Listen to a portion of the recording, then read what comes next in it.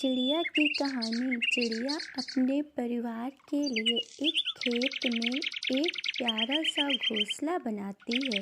चिड़िया अपने परिवार के साथ बहुत खुश रहती है। एक दिन उसके खुशहाल परिवार को बुरी नज़र लग जाती है, क्योंकि उस दिन किसान खेत में आता है और कहता है फसल बहुत ही बड़ी हो गई है।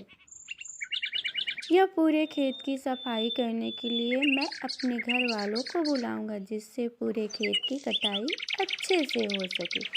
चिड़िया के बच्चे घबरा जाते और कहते हैं, मम्मी हमें अपने घर को बदलना पड़ेगा।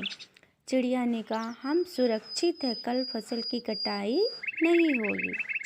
दूसरे दिन किसान खेत पर आता है और देखता है कि फसल की कटाई नहीं हुई है। किसान आग बबूला हो जाता है और कहता है कि कल मैं किसी भी हालत में मजदूरों की टोली लेकर आऊँगा।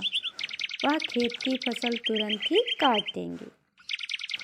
चिड़िया के बच्चे फिर से डर जाते और कहते हैं, इस बार तो वह किसान पूरे फसल काट देगा, हम तुरंत यहाँ से चले जाना चाहिए।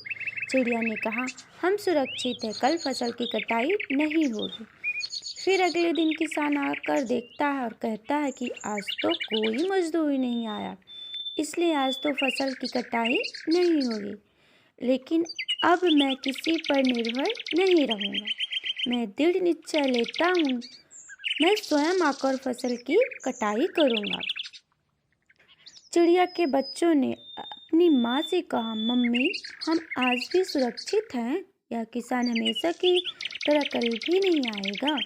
चिड़िया ने कहा, हम बिल्कुल भी सुरक्षित नहीं हैं, हमें तुरंत ही यहाँ से चले जाना चाहिए। इस वक्त हमारे नए घर के लिए स्थान ढूंढना होगा। यह सुनकर चिड़िया के बच्चे ने कहा कि इस बार आपने ऐसा क्यों कहा कि हम सुरक्षित नहीं हैं। इस प्रश्न का जवाब देते हुए चिड़िया ने कहा कि इस बार स्वयं किसान ने दृढ़ निश्चय लिया है कि वह फसल की कटाई करेगा।